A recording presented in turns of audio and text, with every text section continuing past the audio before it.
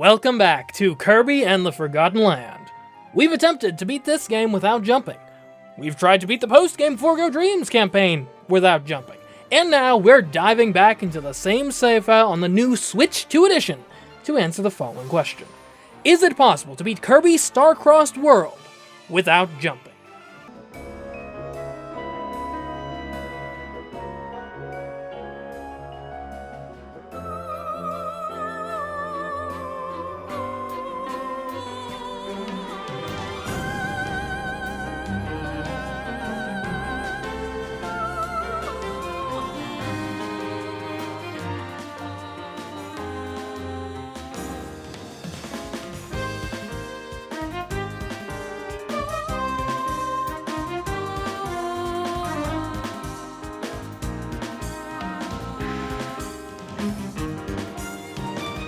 Okay, now before we start exploring this new world, we need to establish what exactly we mean by not jumping. I'm defining specifically and exactly jump and hover as the moves we're barring here. We are not, however, just outright banning any use of the A button, so we can still, for example, talk to people and use moves outside of standard jumping like the slide or later upward slash. Anyway, outside of jumping and hovering, we can use any mechanics present in the game to hopefully make our way all the way through the game to the final boss and see the credits roll, all without jumping.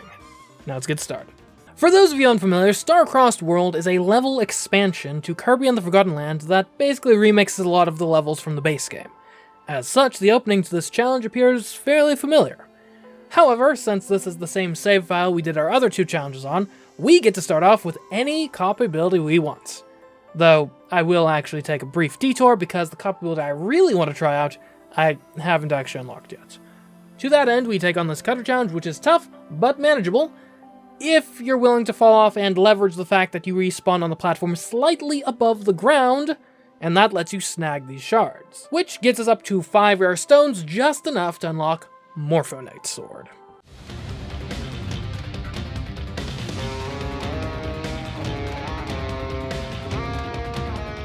Morphonite's Sword is basically normal sword, but better. Our signature jump replacement here is the upward slash, which allows us a quick, easy-to-control burst of height. It's not great for traveling very far horizontally, but for that we've got another ability, the teleport. This replaces our usual dodge, which in this game does actually act as a okay jump replacement. Now, admittedly, the teleport does get rid of all of the verticality our dodge normally grants, but in exchange it gives us much more distance, which I think is a fair trade-off. But where Morphonite really shines for us is in its numerous elemental abilities. It's sharp because it's a sword, so it can cut ropes and the like. It's also fiery, so it can burn stuff. It can produce a fire whirlwind that can solve wind-based puzzles, and has this move where it slams down the massive sword in a downward strike, which counts as a hammer attack.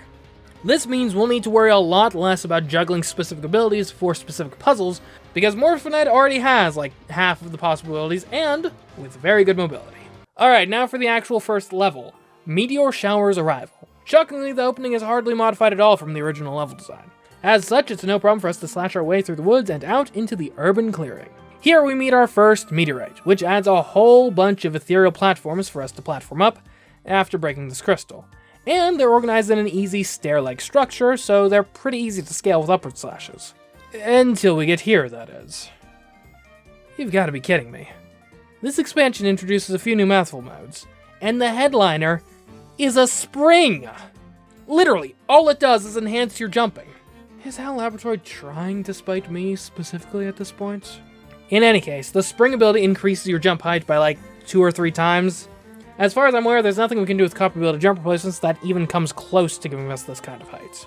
And this is very much a mandatory section of the level, so the best we can really hope for here is minimizing jumping. Now, to be clear, I'm not counting the ambient bouncing that the spring mode does as jumping. What we are counting as jumps and therefore trying to minimize are these high jumps that you can activate with A specifically. So, what do we got? 1, 2, 3, 4, 5 jumps to scale this building. That brings us onto this roof, which looked more promising with the stack of boxes, and while yes, you can climb onto the stack with precise upward slashes, the roof you've got to get to from here is both too far away and too high up to get to. Morphonite Sword just simply can't get there. Meta Knight Sword can't either, and neither can Dragonfire, which makes this jump number 6. followed quickly by 7, 8, 9, 10, and 11. As you can see, ignoring the optional challenges and collectibles helps keep the jump total down somewhat, but we do have some more mandatory jumps. Our 12th, 13th, and 14th to be specific. But at least now we get a respite in the form of a combat arena. Oh, did I mention in the copy build overview that Morpho Knight's sword is ridiculously powerful? Because it is. Now this next section is interesting because it expects you to use ice.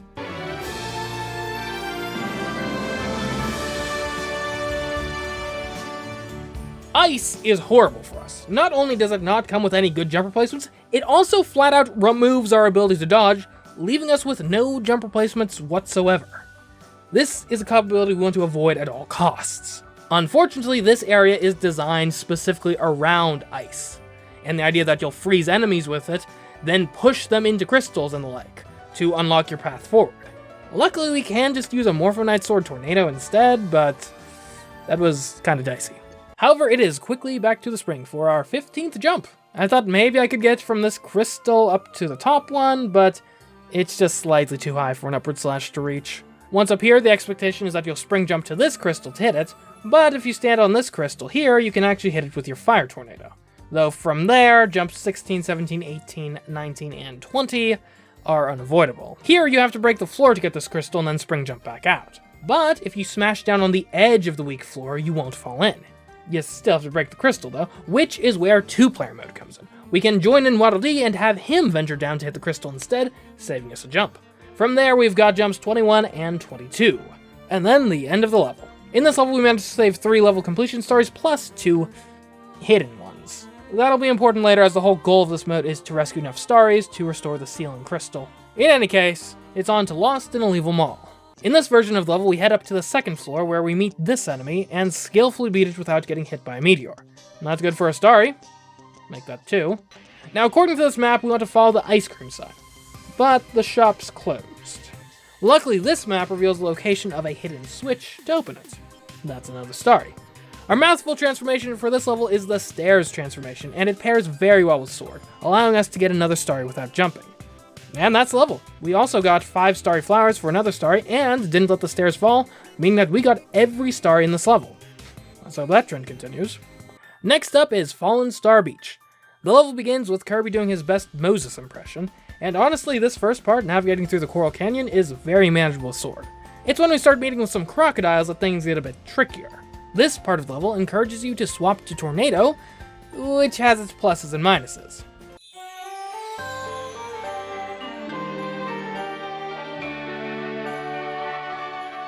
Tornado does offer a jump replacement in the form of the Tornado attack, and it can get you places that Sword can't. But while the Tornado attack is great at crossing wide gaps, it gains almost no height. This is a problem here specifically because if we fall into the water while trying to hit these switches, we're completely stuck. Luckily, this whole switch thing is optional, so I'll opt to just keep my sword and ignore it. A few upward slashes and a swim later, we meet the new gear mouthful mode. And I love it. You can use the gear to climb up walls, and it comes with a purpose-built jump replacement in the form of dashing off a wall. So yeah, we play this section in basically the intended way and come out of the level with 6 starries. Next, we get washed away at Cement Summit, where the first thing to do is build a staircase. And the second thing to do is grab a spring. Unfortunately, it takes 2 jumps to scale this structure. Luckily, from here, we can actually use the sign to navigate around the top of it, Sand Spring. Unluckily, to open the way forward, we have to defeat this timed spring-based challenge. Luckily, Morpho Knight Sword with its teleport is well equipped to dodge the Gordos and cross the gaps simultaneously. Unluckily, to avoid needing any more spring jumps, we have to not only do the whole challenge as Morpho Knight Sword, but also return back to the start before time runs out. Otherwise we fall and we'll have to spring jump back atop the structure. Luckily, we can just barely make it in time. And after all that, we have net saved 1 jump, because we still need spring to get back up onto the top of the skyscraper. But hey, it could have been 2 if we didn't make it back across. Then we've got to activate this crystal, which we can safely do without falling into the pit, thanks to Morpho Knight Sword's Sukhavati Psychic Beast. That creates some moving platforms, which unfortunately we have to spring jump between, specifically for jumps 4, 5, and 6. That dunks us in a swimming section far away from any springs, except for in the water sense. There are some mole-based activities we could engage in here, but if we were to fall into the water with the mole copy ability, we'd be stuck, so I opt to ignore them. We engage in some combat, then find a traffic cone, which is amazing because Cone Mouthful Mode has a great jump replacement in the form of the Spike Downward, which allows us to wrap up this level basically normally, clearing the stage with 6 stars and a matching 6 jumps added to the total, bringing the new total to 28. Now it's time to cross Windaria. The opening of this level is not too bad. Navigating across these tracks needs to be done deliberately, but upward slashes and teleportation is more than up to task. Then we encounter Pipe Mouth, which, yes, is mandatory, and yes, comes with 1-2 jumps. Then it's into the Haunted House for some combat, and then back out for another spring section. This time with spinning platforms. Once again, these boxes aren't high enough to use with a normal cop ability to get to where we need to go. So that's jump 3 of the level. But this light post actually might be high enough. Unfortunately, Morpho Sword can't get enough distance off the upward slash to cross the gap. But we still may be able to cross it yet, if we're willing to turn to an old favorite.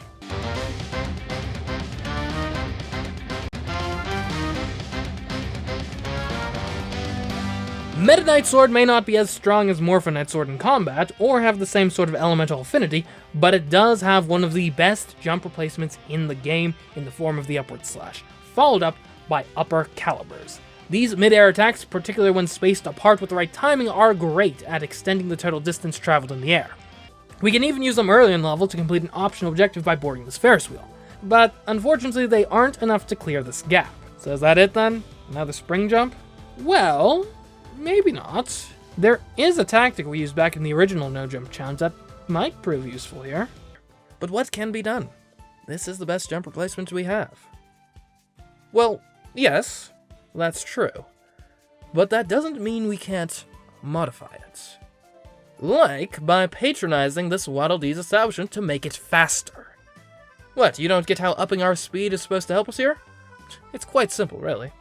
We need this move to travel a further distance, and the distance something travels is a simple function of the speed at which it's moving multiplied by the duration of time it moves at that speed for. If we assume that this speed power-up does not increase gravity's effects on Kirby, then we can infer that the duration of time Kirby has to make it to the cliff will remain the same.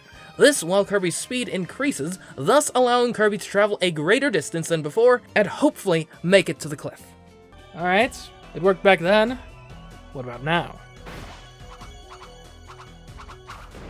There we go. Looks like that old trick still works pretty well. Now the next jump is too high for us to make without the spring, so we've only saved 1 jump with that maneuver, but hey, every bit counts. Or have we actually saved anything? See, normally when you progress far enough in a level featuring a mouthful ability, the mouthful ability will teleport to meet you, so that you never lose it. Here's the problem. This rotating platform is not ground that the spring can actually teleport onto.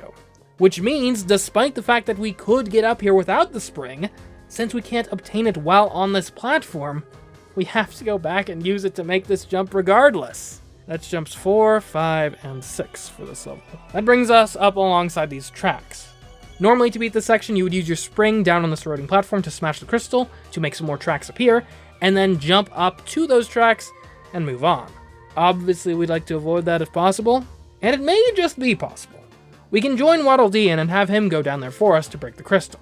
Once that's done, a well-timed upward slash and upper calibers gets us on the track, and a dodge gets us off it. Now there is one last spring section, but this one only requires a spring for optional objectives, and therefore that is this level cleared with 5 stars saved and 6 jumps added to the total, bringing us to a new total of 34. Now as for Spinning Dream Parade, there aren't any crazy obstacles in our way here, and the 2 mouthful modes present are Water Balloon and Gear, which are both great for us.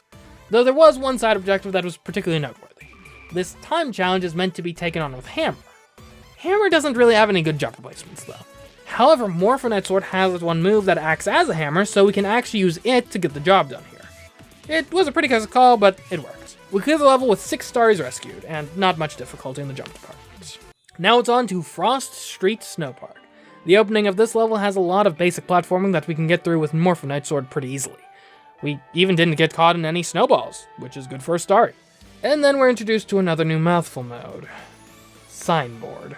This mouthful mode sends you sliding down the slopes like a snowboard, with plenty of obstacles to dodge and jump over. There are certainly ways to bypass or ignore some of the jumps here, but not all. That's 1, 2, 3, 4, 5, 6 jumps here, followed by damage boosting through some Gordos to avoid a few more. That brings our total jumps to 40, and we also saved 6 more stars. Freezing Wind and some snowmen is a bit of a puzzle. It opens with these platforms you have to ride, plus cone math, which is always welcome. They then give us the option to switch to Ranger for this section. I think we'll pass on that. It's got too poor of a jump replacement to really consider here. And in any case, we can hit the crystal with a full health sword beam anyway. Then this crystal can be hit by our Fire Whirlwind, getting us an extra starry. After that, it's a ring mouth section where we have to blow these snowmen heads around onto their bodies. It requires a bit of finesse and patience for sure, but succeeding here is certainly doable and doesn't really demand jumping at all. As such, we walk out of this level having saved all of the hidden stars. That is 7 more stars saved. Which brings us to the wastes that count time. The level opens with this open area with a lot of optional challenges to take on. Some are obviously impossible for us, but I did successfully attempt a couple, like lighting 5 lanterns and getting the vending machine across this time challenge.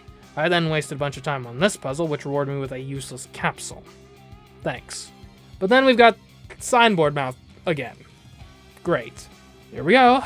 1, 2, 3, 4, 5, 6, 7, 8, 9, 10, 11, 12 more jumps. Bringing our new total jumps to 52. At least we saved 5 starries, I guess. Hopefully we'll have better fortune at Moonlight Canyon Labyrinth.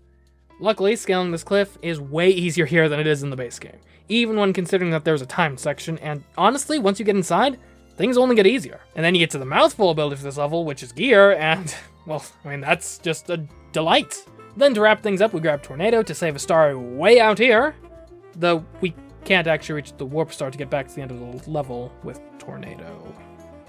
Oh well, we'll just do what we did in reverse. And there we go, 6 more stars saved. Now for Crumbling a Fiery Forbidden Lands. How inviting. We find out this level's theme straight away. A highway. With car mouthfuls. Luckily we aren't forced to drive the car and can just barely cross all the gaps in the section with Meta Knight Sword. Though it should be noted that you really have to get the timing down just about perfectly on the upper calibers to cross successfully. Now you may be thinking it would just be easier to teleport with Morpho Knight Sword, and I tried that, but yeah. Apparently there's like literally one jump that doesn't work for, so yeah. Next up is this lava section, which requires much faster, more active platforming, but is certainly doable. After that is a ring mouth section. Here we need to blow on these windmills to raise land, and then rush across before it sinks back into the lava. Some are relatively easy, allowing you to blow several times, so you're never in any real danger. Some require a, quite frankly, absurd quantity of damage boosting to even just still barely make it across. And some are this. So the problem here is kind of obvious. You need to hit the crystal with the ring mouth, but we can't bring the ring mouth to the crystal without jumping. And hilariously, this actually wouldn't be that hard if we hadn't literally just damage boosted across the previous obstacle. If we were at full health, we could simply drop the ring and hit the gem with a full health sword beam. But we're not at full health, so we can't do that. To add insult to injury, if we're using Morpho Knight Sword, it would also be no problem because we could just use the Fire Whirlwind. But again, Morpho Knight Sword can't get past the highway section, so that's not an option either. So, what to do? Well, if we join Waddle Dee in, he can use his spear copter to get close, but not quite to the crystal. And I can't really move from here with the ring while being able to keep the platform afloat. But Waddle Dee does have the ability to throw his spear, and he is just barely in range to be able to hit the crystal that way, which creates the rest of the path, which I can now race across. And speaking of racing, welcome back to the highway! These gaps are once again just barely crossable with Meta Knight Sword and lead to a car section. No matter, we'll just ignore it again. That works! Until we get to this blind jump. So yeah, it's a pretty far jump, and I can't even tell how far we're actually getting thanks to the ramp blocking our view. But we are definitively not making it. You can swallow the car, but it can't make it without jumping either. So I guess this is another jump. Unless... if we boost our speed, does that increase our car speed too? It does? Unfortunately, from this point on, you can't spit out the car, so you do have to jump over this gap. But then you can just weave up the sinking building, ending this level with 4 stars saved, and 1 jump added to the total, which now stands at 53. Now the next level does require 70 stars to unlock, and we only have 66. So we're gonna have to go grab some more. But where can we find them exactly? Okay, well, if we go back to Fallen Star Beach, there's a starry on offer for not getting eaten by any of the crocodiles, which is pretty easy to do with a bit of focus. We can also get this hidden starry by using Tornado, and switching to Tornado here doesn't hinder our ability to complete the rest of the level because the gear section is immediately after this, and that's the last part of the level. And actually, you can grab the Tornado even earlier, hit these switches, then Tornado across the water a couple times to get this chest, which is one of 7 chests hidden in the level. The rest are way easier to access, and if you do get all of them, that's another starry. Okay, we just need one more now. Well, we did get all the hidden starries in Freezing Wind and some snowmen, but we didn't get any of the secret objectives. One of them is simply not letting a snowman head fall off, which is certainly doable. You do need to be careful and cautious, but it's definitely possible. And while we're here, right here, you have the opportunity to drop your sword, become Ranger, shoot this target, then switch back, and that is another secret objective. And there's even one for stumbling into this hidden cave. So that's 2 more than we needed. And with that, we've unlocked Crystal Beast Pack Volcano Battle. As the level name would suggest, there's a lot of combat here, which really isn't too big of a deal. And we even ran into our favorite mouthful mode, the gear. And also sign. 1, 2, 3, 4, 5, 6, 7, 8, 9, 10, 11, 12, 13, 14, 15, 16, 17, 18, 19, 20. 21 jumps from that sequence alone. But wait! There's more! Hello, spring! So, it means you're supposed to use the spring to break that crystal up there. But what if you didn't? Well, then you would not be able to progress in level. Unless you backtrack and grab Ranger to shoot it instead. That actually works out pretty well. You can even shoot this one too. And this one, even though it really doesn't do much. But after all that, you do still need spring for jumps 22, 23, 24, 25, 26, 27, 28, 29, 30, 31, 32, 33, 34, 35, 36, 37, 38, 39, 40, 41, 42, 43, 44, 45, 46, and 47. Yeah, this level almost single-handedly doubled our jump total, which now stands at exactly 100. But the level's beaten now, and we now need 80 starries to unlock the final level. We've got 77 currently, so we just need 3 more. And I think I know exactly where we can get 3 starries. If we head back to Spinning Dream Parade, we can swap to Mole here to dig up an energy drink. That is worth a star. Now, it is worth noting that we can't get the star we got with Morphinite's sword while we have Mole. But that doesn't actually matter. See, the important thing here is that this level doesn't require any jumps. That means we can play it 2 times with 2 different copy abilities, getting different sets of collectibles, and it still won't add to our total. If this level had required jumps, then we'd have to do everything we want in it in 1 attempt. But again, since this level doesn't require any jumps, we're perfectly fine to do it twice in 2 different ways. Hope that clears things up. We do, however, need to actually get through the level jumpless with Mole, which is doable. Mole's actually a pretty decent jump replacement, as long as you're not in a watery level. If you want any specifics on how Mole gameplay works out, go watch the original video. We did a lot more with Mole there. Now, as for the other 2 stars, they are in the gear section, which is great. We just need to make sure we really look out for these flowers, and tackle this bonus room, both of which are actually pretty easy, since they involve gear mode. And that is 80 starries saved and the final level unlocked. Specifically against Peristella, Crystallis, Genwell, Metanophilus. It starts off quite similar to the boss fight of the base game, and Morphinite's sword is more than up to the task of beating him. Then he grows massive, and the whole nature of the battle shifts drastically. Though thanks to this game's generous dodge mechanics, jumping never becomes essential. But there is yet another phase after this one, and here he actually spends a fair bit of time in the air. But this, my friends, is what we have upward slashes for. With one last cleave, the boss is defeated, and we have our answer. So, is it possible to beat Kirby Star Crossed World without jumping? Technically, no. We did require 100 jumps to beat this challenge. But those were all in mouthful mode sections, so it is at the very least possible to beat Kirby Star Crossed World without any regular jumps. I hope you enjoyed this video, and if you did, there is plenty more where that came from. For Kirby specifically, we have 24 more challenge videos on the channel, so if you like this one, go over and feast on those. There's a lot to keep you occupied there. Or if you want to see a no-jump video featuring a different protagonist, might I suggest my Donkey Kong Bonanza Without Jumping challenge. We've also got some Mario Kart World challenges on the channel, so check those out too. And be sure to subscribe so you're notified of future uploads. Oh, and apparently there's a new hype feature now. So in theory, on mobile specifically, I think there should be a hype button you can press a few times a week, which apparently also helps. So yeah, let's get the hype rolling, y'all. Anyways, I'd also like to thank my patrons who got early access to this video, especially my $15 tier patrons, Alex Octling and Ash Princess. But anyways, until next time, I've been CMeeCraft, and I'll catch you in the next video. Goodbye.